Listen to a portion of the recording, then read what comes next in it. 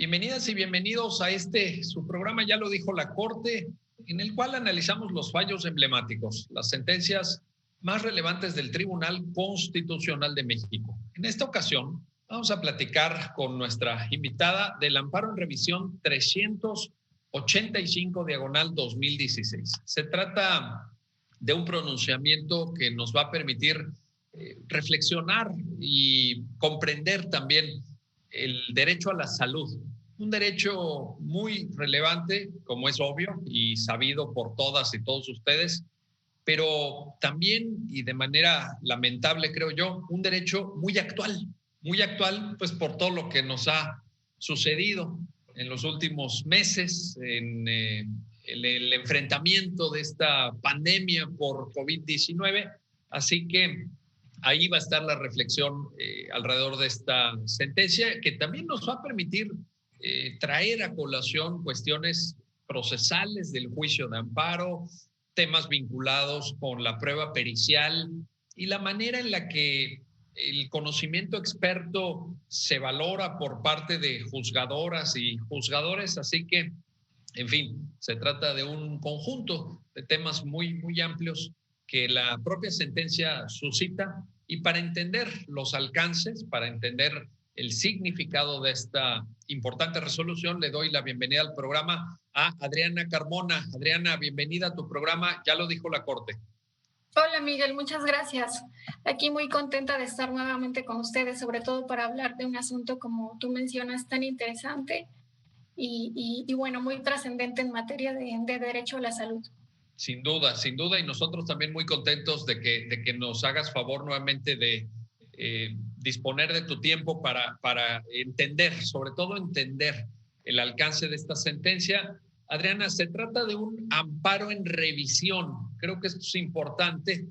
Cuéntanos un poquito a partir de cómo, a partir de qué hechos se configura la litis y cuál es el planteamiento que las partes quejosas realizan ante el juzgado de distrito, que conoce en un primer momento del planteamiento de la demanda de amparo. Por favor, Adriana. Así es, mira, el amparo en revisión que resolvió la segunda sala de la Suprema Corte de Justicia de la Nación tiene su origen en un juicio de amparo indirecto, como tú mencionas, que fue promovido por 15 quejosos menores de edad y también sus padres, digamos, por propio derecho y en representación de estos menores de edad.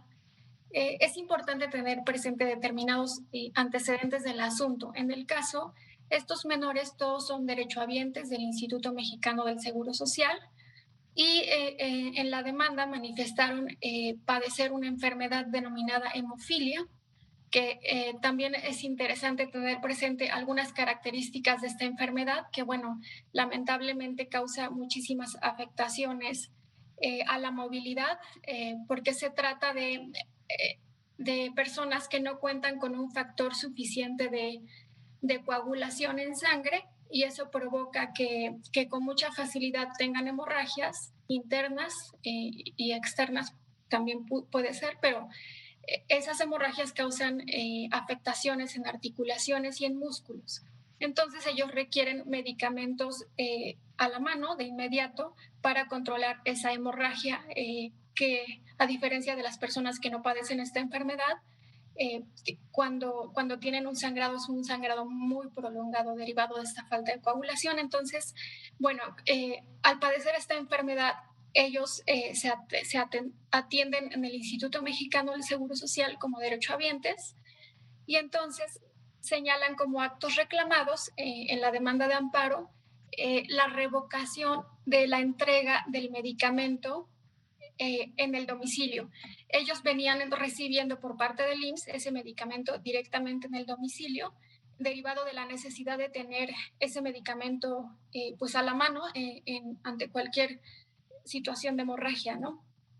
Eso por una parte, y también que el tratamiento que estaban recibiendo era, digamos, inadecuado, o que no era conforme ya con sus necesidades. Incluso ellos refieren que no era acorde a su talla, a su peso, a su edad, y que incluso no estaban recibiendo, digamos, rehabilitación, ¿no?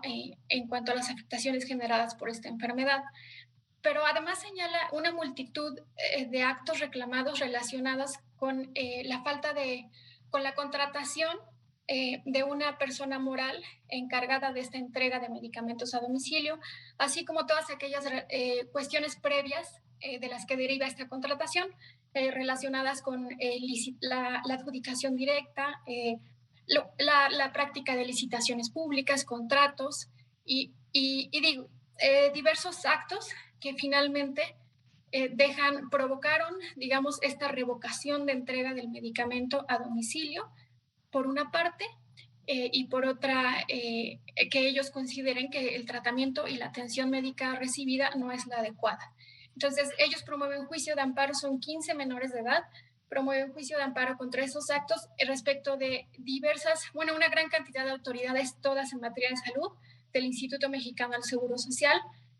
Y bueno, pues es un asunto, en principio, pues bastante amplio, ¿no? Derivado de la gran cantidad de autoridades que participaron durante el procedimiento del juicio de amparo. Por supuesto, casi todas rindieron informe justificado. Hubo ampliación de demanda derivado de esta información recibida en informes justificados. Relacionada esta ampliación en materia de los contratos que llevó a cabo el Instituto Mexicano del Seguro Social a efecto de continuar con la entrega del medicamento a domicilio. Y bueno, finalmente, durante este procedimiento también se ofrecieron la prueba pericial en especialidad médica en hematología, a efecto de demostrar que el tratamiento recibido no era el adecuado y que no era oportuno y que no había rehabilitación, todo esto. Y bueno, finalmente fue un procedimiento largo porque no fue sencillo encontrar peritos especializados en materia de hematología. Fue muy complicado para el juez de distrito encontrar perito oficial.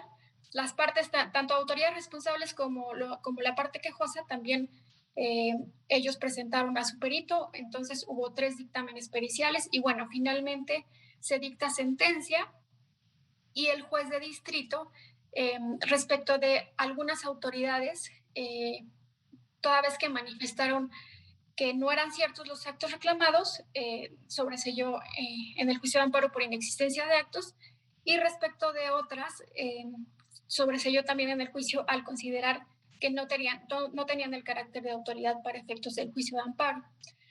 Pues obviamente la quejosa, inconforme con esta sentencia, interpone recurso de revisión del que conoce un tribunal colegiado. Sin embargo, la parte quejosa solicita la facultad más bien que la Suprema Corte ejerciera su competencia originaria para resolver este amparo en revisión, y bueno, la segunda sala determina atraer el asunto, y es así como el asunto llega en amparo en revisión a la Suprema Corte de Justicia de la Nación. Perfecto, muchísimas gracias, Adriana, por este planteamiento para que podamos entender pues de qué se trataba el caso y efectivamente, como tú lo has descrito con mucha claridad, cómo es que llega a la Suprema Corte. Te planteo ahora, en la sentencia, Adriana, la Corte, ya cuando entra pues al estudio, al análisis del fondo del tema, en primer lugar aborda el derecho a la salud. Y quiero pedirte un comentario sobre este punto porque me llama mucho la atención cuando la Corte señala, aunque pueda parecer obvio, pero más vale decirlo y sobre todo apuntarlo para quienes nos ven. Dice la Corte en la sentencia, el derecho a la salud es un derecho humano de carácter complejo. Hay una cierta complejidad en el derecho a la salud, por un lado, y por otra parte, también me llamó mucho la atención cuando la sentencia afirma que el derecho a la salud tiene un carácter instrumental para proteger otros derechos. Es decir, aunque la salud es algo valioso en sí mismo, y es un derecho humano, pero a su vez el tener garantizado el derecho a la salud nos permite instrumentalmente tutelar otros derechos. Un comentario sobre esto, Adriana, el derecho a la salud como derecho humano de carácter complejo y a su vez instrumental para la satisfacción o salvaguarda de otros derechos, si fueras tan amable. Así es, Miguel. Sí, sí, así como comentas, sí, en efecto, el derecho humano a la salud es un derecho complejo. ¿Y por qué? O sea, este derecho no solo consiste, digamos, en estar sano, sino que para garantizar este derecho, el Estado tiene distintas obligaciones, puesto que debe entenderse que el derecho a la salud está, o sea, implica un bienestar físico, un bienestar psicológico, incluso se habla de un bienestar social, ¿no? Entonces, eh, es en esta integralidad, digamos, que el Estado garantiza el derecho a la salud y en ese sentido está obligado a tomar medidas a efecto de garantizar de manera integral este derecho y ello, por supuesto, pues deberá hacerlo a través de la legislación respectiva, ¿no? De la aplicación de esa normatividad, de la elaboración de políticas públicas y sobre todo, pues de permitir y lograr el acceso a la población a estos hospitales, ¿no? Por ejemplo, el Instituto Mexicano del Seguro Social. Es así que logra garantizar el derecho a la salud. Y bueno, este derecho también, o sea, como tú bien comentabas hace un momento, no solo es un derecho en sí mismo, sino que es instrumento para el ejercicio de otros derechos. Y bueno, el cumplimiento de este derecho habla mucho de un Estado, ¿no? De un Estado y su progreso, porque es, a través de este derecho, por supuesto, al tenerlo garantizado, ello nos permite el ejercicio de distintos derechos. Por ejemplo, podemos decir el derecho a la educación, a lo mejor no, a lo mejor sí es estos menores, digamos, aterrizando el derecho a la salud en el caso concreto, si los menores quejosos en este asunto no, no, no les está garantizado este derecho a la salud, por supuesto que ello se va a ver reflejado en el ejercicio de su derecho a la educación, ¿no? O al disfrute, digamos, a lo mejor del medio ambiente, al esparcimiento, ¿no? Digo, entre otros más derechos, ¿no? Considerando que son menores.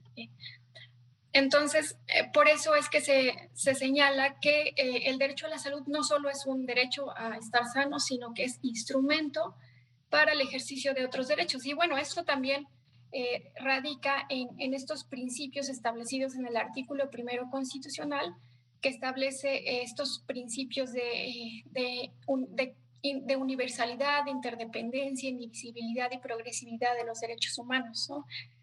Justamente conforme a este principio de interdependencia, es que, pues, de pronto el respeto de un derecho implicará seguramente el respeto de más derechos, ¿no? Y por el contrario, la violación de uno seguramente va a implicar la violación de más derechos. Entonces, por eso, o sea, ante esta interdependencia o ante el principio de indivisibilidad de derechos humanos, pues también de ello podemos advertir que el ejercicio del derecho a la salud también es instrumento para el ejercicio de otros derechos, ¿no? Oye, y me parece de gran relevancia esto que apuntas en el sentido de que el grado de tutela o de satisfacción o de garantía del derecho a la salud habla mucho del tipo de Estado que tenemos. Y Claro que sí. esto es importantísimo porque al final el hecho de que las personas, vaya, los habitantes de un país puedan tener satisfecho, atendido su derecho a la salud, que tengan acceso a esto que mencionabas, infraestructura hospitalaria, que tengan acceso a tratamientos médicos, que puedan beneficiarse de políticas públicas en materia de salud, pues nos habla de grados de desarrollo, nos habla de un bienestar compartido socialmente, un bienestar que no es exclusivo de quien pueda pagarlo o de quien pueda incluso atenderse en un hospital de otro país más desarrollado, etcétera, sino que nos pone frente a un espejo, y nos dice quiénes somos y qué hemos logrado en el proceso civilizatorio, ¿no? En la evolución del género humano. Así que esta parte me parece extraordinariamente importante. Te planteo otro asunto en el orden precisamente, Adriana, del desarrollo argumentativo de la sentencia, que tiene que ver con una especie de diálogo, lo voy a calificar así, como un diálogo que hace la segunda sala con el derecho internacional de los derechos humanos. Por ahí hay una mención muy relevante del Pacto Internacional de Derechos Económicos, Sociales y Culturales. Por ahí también hay un uso muy puntual, muy pedagógico, por cierto, de la observación general número 3, que determina las obligaciones generales de los estados del Comité de Derechos Económicos, Sociales y Culturales de la ONU, de otra observación general, la 14, en materia de derecho a la salud. En fin, parece que la Corte se apoya no solamente en nuestro ordenamiento jurídico interno, porque, bueno, tú misma citaste el artículo 1, está el artículo 4, está la Ley General de Salud, tenemos una estructura normativa densa en materia de derecho a la salud, pero aquí la Corte voltea y dice, además de todo esto, tenemos un derecho internacional de los derechos humanos. Cuéntanos esa parte tan importante de la sentencia.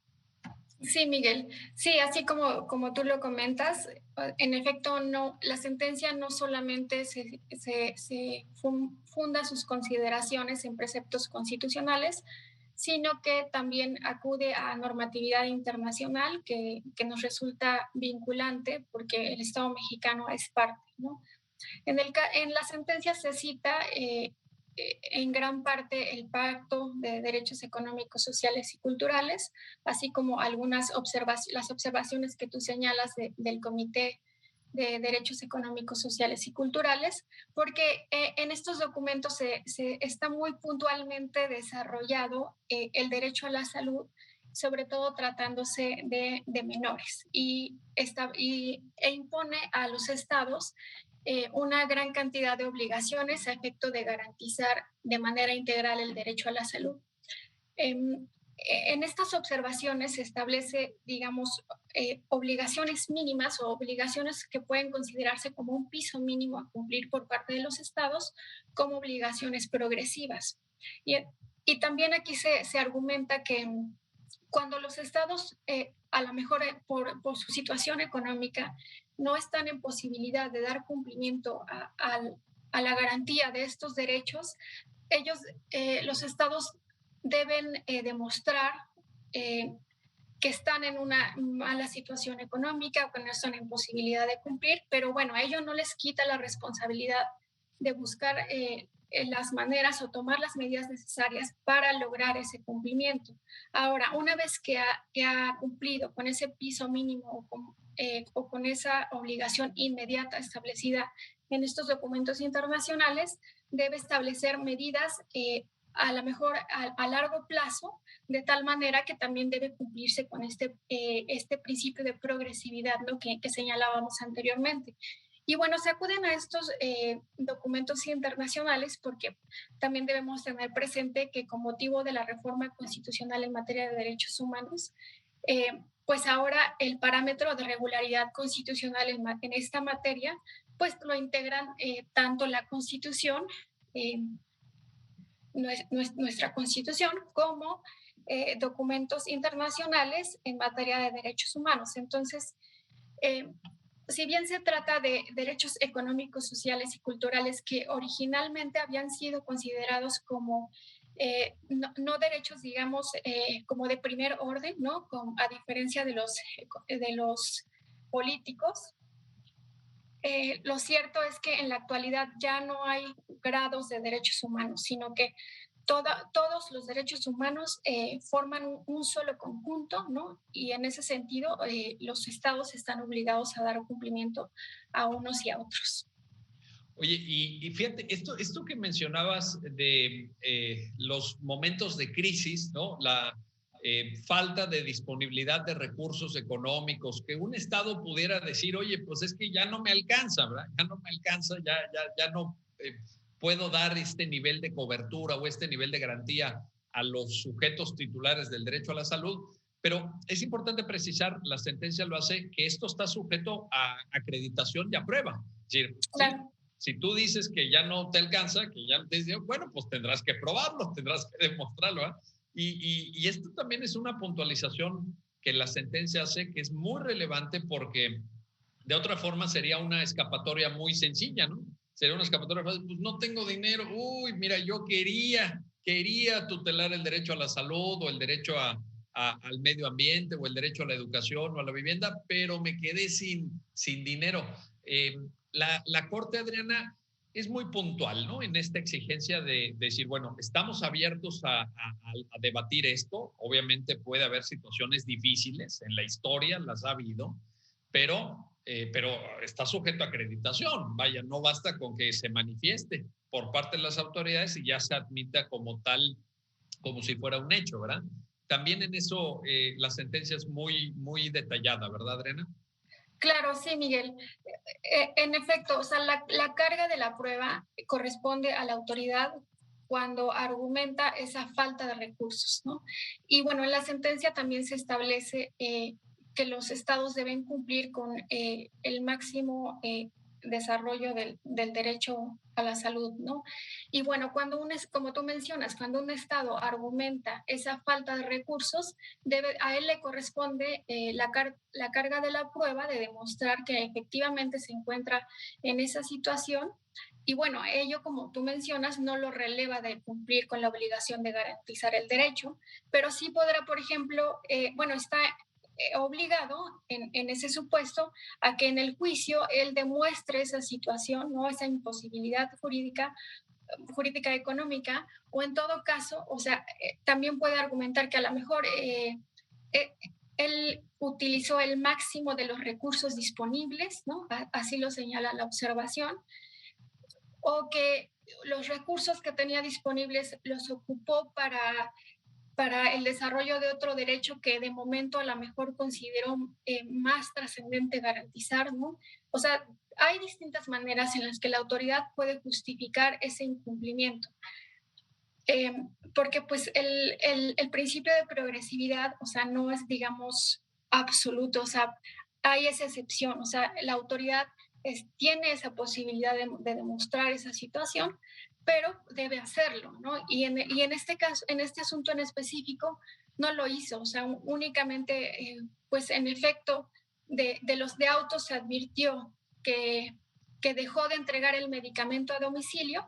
Y bueno, aquí también lo que es importante en cuanto al principio de progresividad de los derechos humanos es que se consideró que fue en aplicación de esta progresividad del derecho humano a la salud que el Instituto Mexicano del Seguro Social determinó entregar el medicamento a domicilio, porque conforme a la normatividad, o sea, esto es al reglamento del instituto y a su normatividad interna, no se advierte que él tenga la obligación de entregar el medicamento a domicilio. Esta entrega de medicamento es en farmacia, conforme a su normatividad, pero en la sentencia se considera como una aplicación de esta progresividad del derecho el hecho de que el instituto haya determinado entregar este medicamento a domicilio, y en ese sentido, ante la prohibición de regresividad, el hecho de que haya revocado la entrega del medicamento se considera una violación a ese principio de progresividad, y por eso es que en la sentencia se considera que se viola el derecho a la salud en su vertiente de no regresividad respecto del principio de progresividad. Perfecto, muy bien. Bueno, vamos a hacer una pausa, no se vayan, regresamos enseguida para continuar en esta conversación, en este análisis y comentario sobre el amparo en revisión 385/2016 y ya lo han escuchado ustedes, este carácter complejo del derecho a la salud. No es fácil, nadie ha dicho que sea sencillo garantizar para la población de un país, de un estado, el derecho a la salud, pero está ordenado por normas constitucionales y por normas convencionales que el Estado mexicano ha suscrito y ratificado. Sobre esto seguiremos platicando. No se vayan, regresamos enseguida.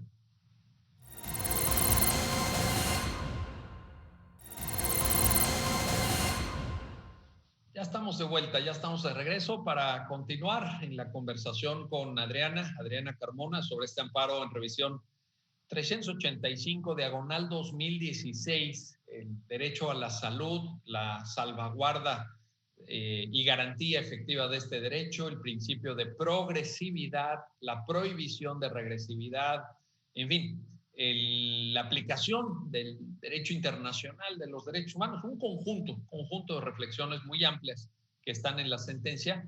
Y te quiero ahora plantear, Adriana, lo siguiente. Tú lo habías ya mencionado desde el relato que nos compartiste de los hechos que dan lugar al caso, de la característica de los quejosos en el sentido que son menores de edad, ellos en el momento en el que se suscita esta discusión no habían cumplido 18 años. Y te quiero preguntar por esta parte de la sentencia, porque ¿qué tan relevante es esto? ¿Cómo puede, desde el punto de vista de la argumentación jurídica, ser trascendente? Pienso, por ejemplo, por ahí está en el propio fallo mencionado, el concepto de interés superior de niñas, niños y adolescentes, y luego la propia realidad de un menor de edad que puede tener una mayor calidad de vida, sobre esto ya platicaremos más adelante, pero en cuanto a la minoría de edad, si recibe el medicamento en su domicilio, que si le pedimos que se traslade, porque evidentemente un menor de edad con mucha probabilidad tendrá que hacer ese traslado acompañado de algún familiar, de alguna persona de su confianza, pues que vaya con el menor a la farmacia o que vaya esa persona de confianza a la farmacia y traiga al domicilio el medicamento. En fin, ¿qué tan trascendente es? Esa sería la pregunta que te planteo, Adriana Carmona. ¿Qué tan trascendente es que los quejosos sean menores de edad en el marco de argumentación jurídica que nos plantea la segunda sala? Es muy trascendente, Miguel, porque como ya tú lo mencionas, al ser menores de edad, ello obliga a los juzgadores a resolver con base en este principio de interés superior del menor. Y bueno, ¿en qué consiste este principio? Al advertir que son menores, ello obliga a los juzgadores a considerar que deben desarrollarse en el máximo nivel posible sus derechos y que debe buscarse, digamos, su mejor desarrollo. Estos van a ser principios rectores para la resolución de todos los asuntos en los que participen los menores. Y además eso también pues impone distintas obligaciones a los juzgadores, por ejemplo, también recabar pruebas, ¿no? Y bueno, otro punto también muy importante es la figura de la suplencia de la deficiencia de la queja. En el caso, este asunto, todavía atendiendo a la fecha de presentación de la demanda, todavía se resolvió en términos de la ley de amparo abrogada. Sin embargo, ya también esa ley, ya desde esa ley establecía la aplicación de la figura de la suplencia de la deficiencia de la queja en favor de menores. Y bueno, también ya estaba desarrollado este principio de interés superior del menor, que bueno, la Corte también ha desarrollado una doctrina muy robusta en relación con este principio y su aplicación obligada por parte de los juzgadores y en general pues de todas las autoridades, que implica esta búsqueda del desarrollo integral del menor, ¿no? Y de la mayor garantía de sus derechos. Entonces, en la sentencia, pues se establece que el asunto se va a resolver en aplicación de este principio de interés superior del menor y además también, por supuesto, en aplicación del principio de suplencia de la deficiencia de la queja. Incluso también se precisa que aun cuando durante el procedimiento del juicio de amparo los menores a lo mejor alcanzaran la mayoría de edad, ello no implicaba que ya no iba a suplirse la deficiencia de la queja, porque hay criterio de la Suprema Corte de Justicia de la Nación, que si bien, bueno, ya tiene su tiempo, todavía es aplicable, y se considera que, dado que al momento de la presentación de la demanda ellos eran menores, ello no implica que pierdan, digamos, ese derecho a la aplicación tanto del principio del interés superior del menor como de la suplencia de la deficiencia de la queja. Y bueno, ello tiene gran trascendencia porque pues nos obliga a nosotros no solo a atender a los argumentos que hayan formulado tanto en la demanda inicial como en su ampliación, sino que nosotros como juzgadores debemos advertir cualquier violación, ¿no? que pudiera también suscitarse con motivo de los actos reclamados. Entonces, pues como verás, o sea, sí tiene una gran trascendencia el hecho de que ellos sean menores. Sin duda, y así lo refleja la propia sentencia y el uso argumentativo de este importantísimo principio del interés superior de niñas, niños y adolescentes, que qué bueno que lo mencionaste, Adriana, porque en efecto es una de las líneas jurisprudenciales de doctrina, digamos, constitucional de la Corte más sólidas y diría incluso más profusas. Hay muchas sentencias donde se han ido poniendo piezas conceptuales al contenido de este principio del interés superior.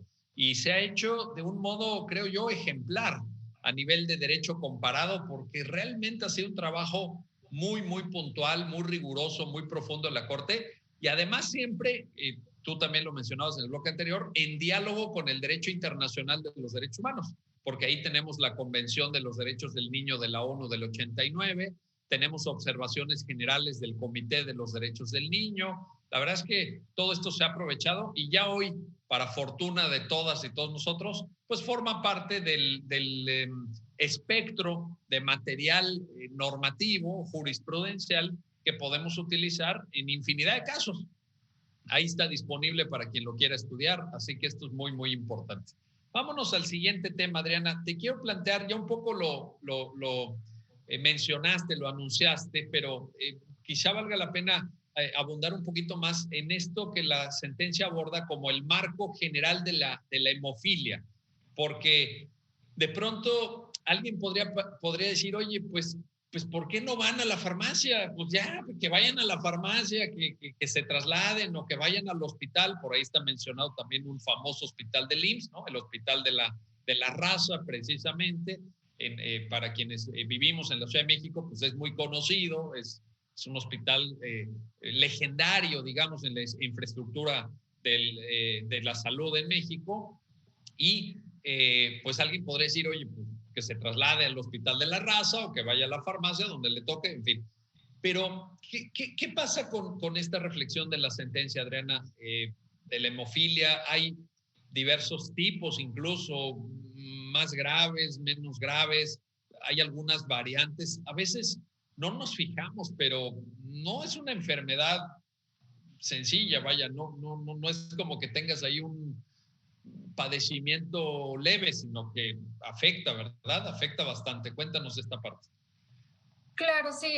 En la sentencia justamente para tener un panorama pues más claro y para entender pues esta enfermedad que pues, la verdad es muy delicada, se establece un apartado específico, bueno, se dedica un apartado para poner en claro en qué consiste esta enfermedad. Y bueno, a grandes rasgos te comento que, pues ya como les señalaba anteriormente, en la sentencia se establece que, pues que la hemofilia consiste en esta falta o disminución de un factor en sangre que provoca la no coagulación, ¿no?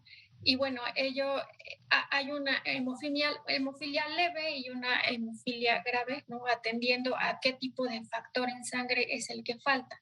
Entonces, en la sentencia se establece que ante digamos, las consecuencias tan graves que puede generar la falta de este coagulante, es que se considera de gran trascendencia tener a la mano ese medicamento, ¿no? Y justamente eso es lo que es parte de la argumentación en conceptos de violación por parte de los quejosos, el hecho de que la revocación de la entrega del medicamento a domicilio, pues les provoca una gran afectación a su derecho a la salud porque ellos ante una emergencia, digamos, ante una hemorragia y no tienen el medicamento en el domicilio, como tú mencionas, tienen que trasladarse de inmediato al hospital. Y bueno, con lo que ello puede generar, ¿no? Que a lo mejor lamentablemente pudieran perder incluso la vida en el trayecto, ¿no? Y bueno, ¿por qué no acudir a una farmacia? Pues porque ellos son derechohabientes y el Instituto Mexicano del Seguro Social está obligado a entregar esos medicamentos.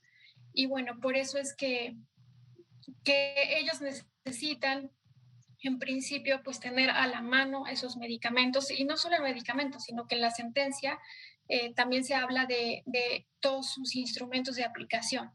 Entonces, en la sentencia se hace un apartado específico a efecto de señalar, conforme a normatividad o estudios internacionales en materia de, bueno, respecto de la enfermedad de hemofilia, para aclarar este marco, ¿no? Y pues también a efecto de motivar, ¿no?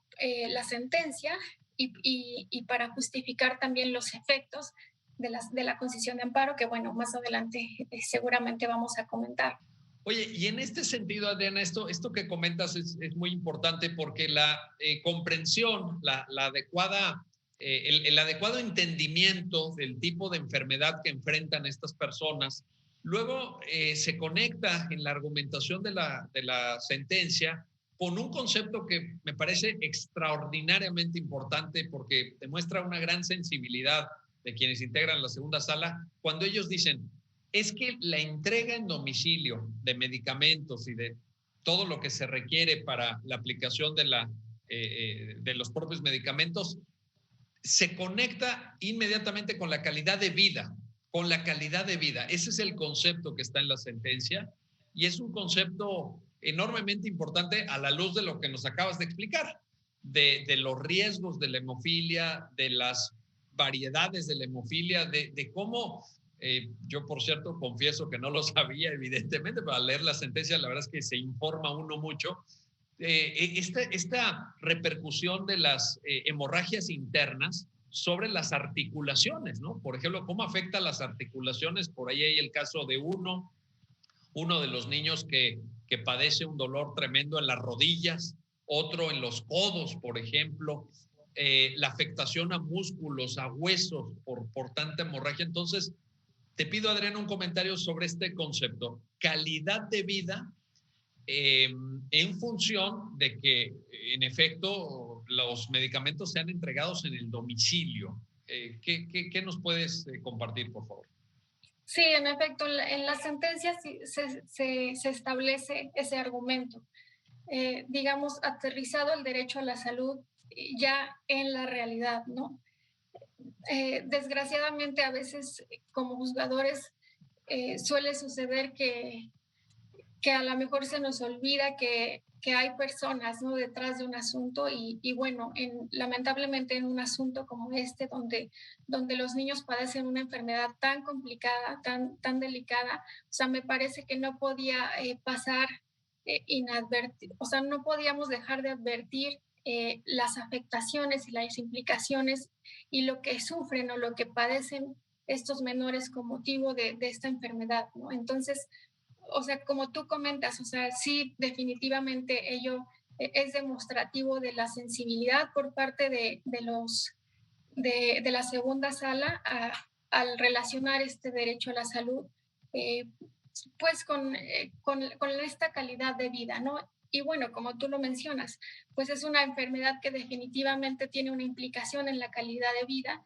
Y bueno, la entrega de este medicamento a domicilio, sin duda, generará que ellos puedan llevar su vida pues lo más normal, digamos, posibles, con las menores restricciones, con las menores limitaciones, porque además hay estudios bueno, que demuestran que la aplicación del factor en un determinado tiempo, 60 minutos, 90 minutos, inmediatamente después de la hemorragia, ello provoca una menor afectación, por supuesto, a la articulación y ello, pues, por supuesto, que tiene consecuencias como el hecho de que no sea requerida rehabilitación y además no sea requerida mayor cantidad de factor, ¿no?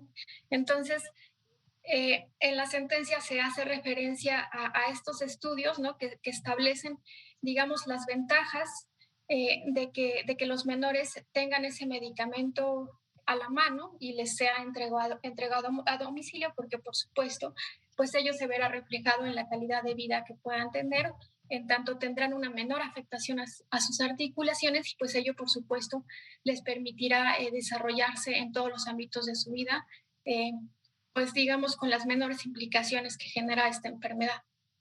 Esto que mencionas es muy importante porque entonces lo que demuestra la sentencia es que la entrega en el domicilio no es algo, no es una ocurrencia, no es algo que suponga a lo mejor una exigencia de comodidad, ¿no? Oye, yo no me quiero molestar en salir, yo no quiero molestarme en ir a la farmacia. No, es que se conecta con esto que dices, ¿verdad?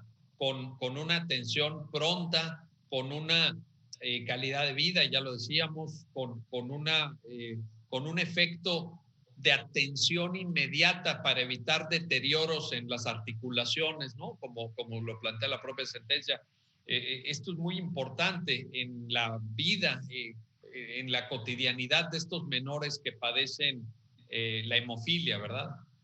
Claro, sí, y bueno, justamente, o sea, esta medida, o sea, se impuso a efecto de beneficiar en específico a este grupo de personas que padecen esta enfermedad, porque bueno, también debemos tener presente esta universalidad de derechos humanos. O sea, de pronto es fácil decir, bueno, los derechos humanos, conforme a este principio, los derechos humanos son para todos. Sí, o sea, pareciera en principio fácil, ¿no? De entenderlo. Sin embargo, ya en la aplicación, en cada caso concreto, no es sencillo.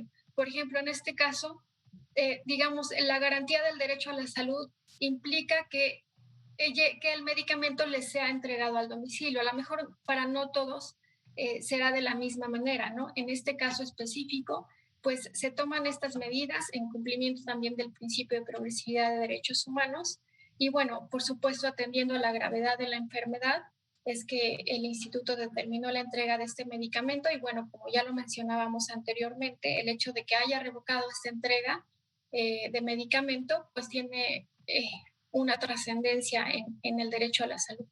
Sin duda alguna.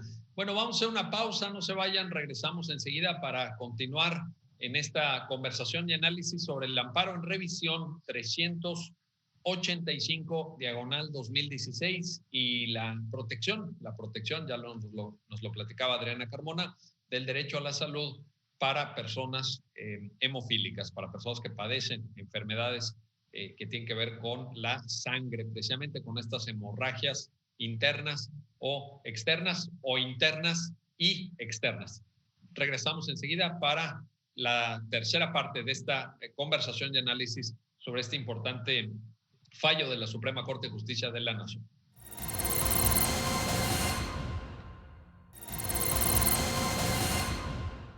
Ya estamos de vuelta, ya estamos de regreso para continuar en esta conversación con Adriana Carmona alrededor del amparo en revisión 385-2016. Y te quiero plantear ahora, Adriana, un tema que es un tema que sin duda es relevante para el caso concreto, para la calidad de vida de estos 15 menores de edad, pero que trasciende a otros asuntos y que creo que debe generar un particular interés en quienes se asomen a esta sentencia de la Corte. Me refiero, Adriana, a la prueba pericial.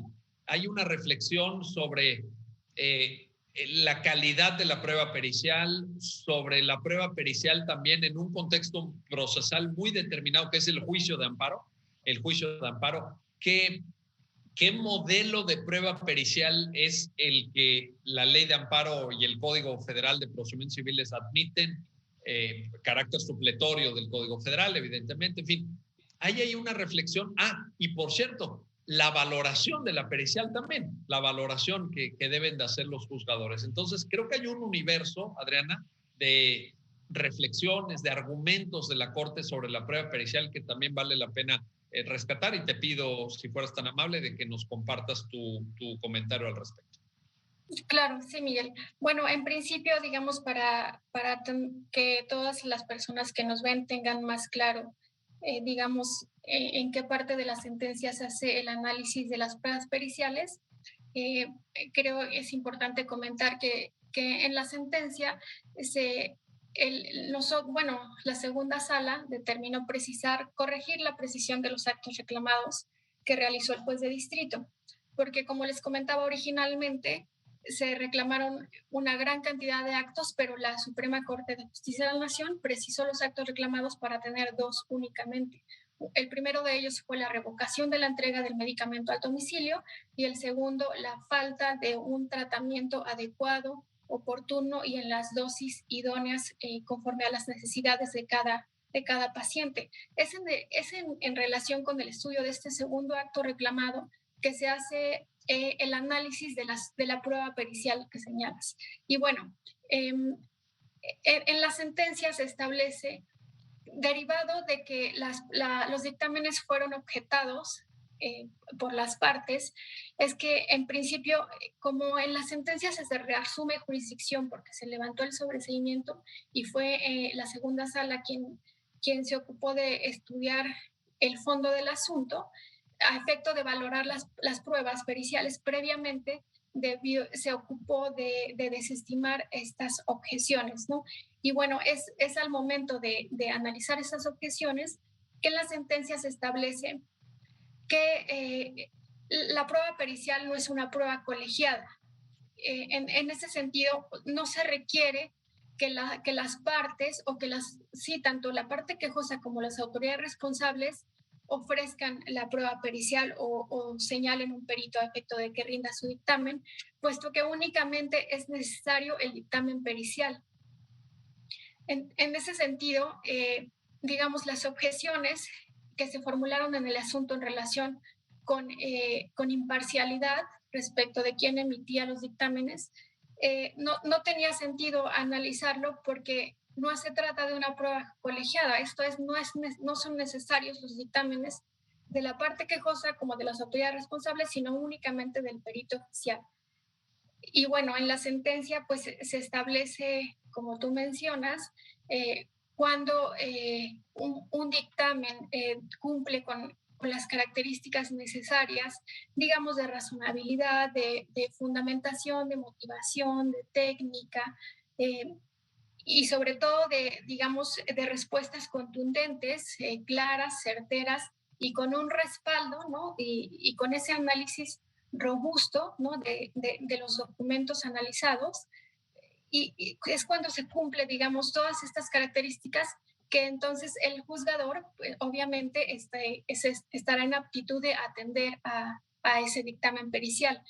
En el asunto en concreto, en la sentencia se desestima, no, más bien no se otorga valor probatorio tanto al dictamen de las autoridades responsables como de la parte quejosa, derivado de que no cumplieron con estas características que yo te menciono. Y bueno, finalmente, posteriormente seguramente también lo vamos a comentar, pero con base en esta prueba pericial, en la sentencia se establece que no se advierte que el Instituto Mexicano de Seguro Social hubiera incumplido con la obligación de otorgar un tratamiento adecuado o de otorgar una rehabilitación o de otorgar estos medicamentos. Sin embargo, bueno, se determina finalmente conceder el amparo. Respecto del estudio de este segundo acto reclamado, con base específicamente en la valoración de este dictamen pericial. Exacto. Oye, y vamos ahora al tema que habías ya anunciado y que por estarnos acercando a la parte final del programa conviene plantar de una vez, de los efectos. Efectivamente, ya lo mencionaste, se les otorga el amparo y cómo la sentencia determina precisamente los efectos para las partes quejosas, Adriana.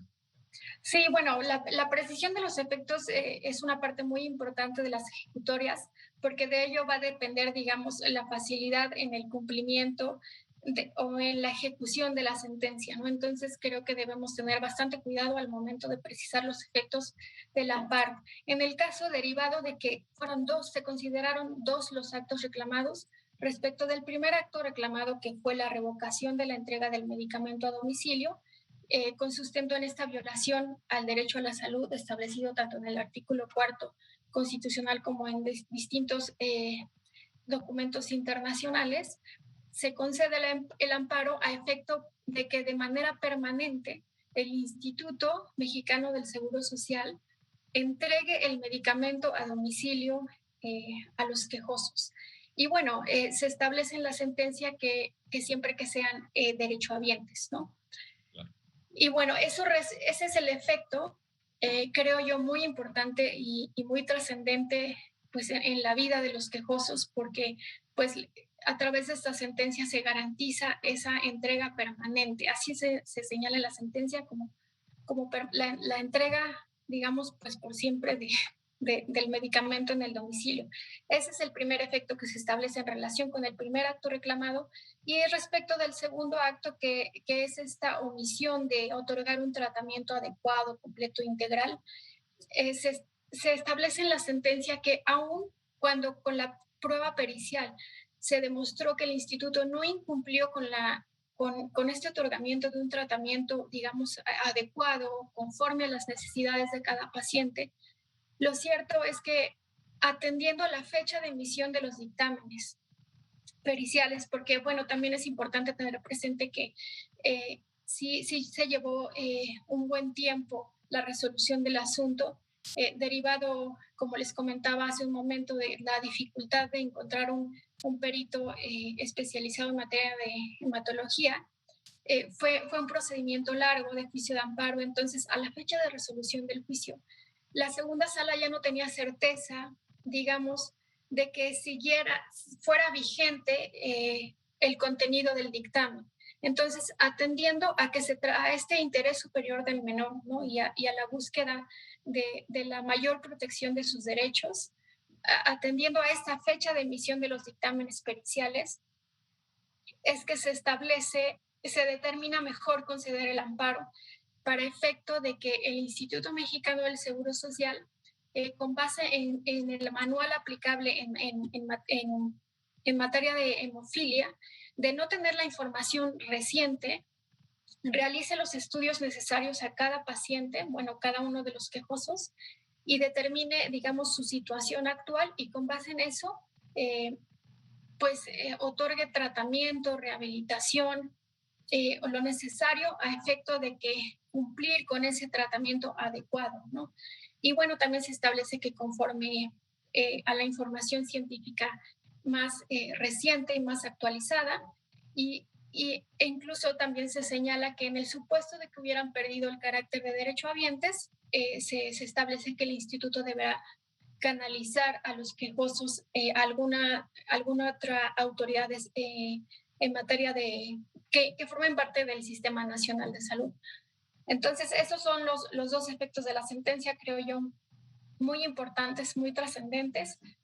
Y bueno, como tú lo señalabas, en esta segunda parte, en este segundo efecto, también da luz de esa sensibilidad, ¿no? de la segunda sala en cuanto en atención, ¿no? a lo mejor desconocimiento en el momento de la situación actual de salud de los quejosos, es que determina conceder el amparo, no obstante que con base en las pruebas de autos se advertía que el instituto sí estaba cumpliendo con la atención médica que le era requerida. Correcto, pues sí, importante, trascendente sin duda alguna este conjunto de efectos, y para la vida de los quejosos, bueno, pues ni hablar, ¿verdad? O sea, ahí sí creo que deben estar pues satisfechos dentro de la situación difícil que viven, por lo que nos platicabas, Adriana, de el impacto de la hemofilia en la calidad de vida, en esta proyección hacia las articulaciones, que a veces damos por hecho, pero caramba, cuando duelen no es cualquier cosa, ¿verdad? Así claro. Que sin duda alguna esta precisión que nos acabas de compartir de los efectos de gran trascendencia. Yo te quiero agradecer mucho, Adriana Carmona, por ayudarnos a entender esta importante resolución de la Suprema Corte en el amparo en revisión 385/2016, y también agradecerle a usted que hace posible su programa Ya lo dijo la Corte, en el cual analizamos los fallos emblemáticos, las sentencias más relevantes del Tribunal Constitucional de México. Hasta pronto.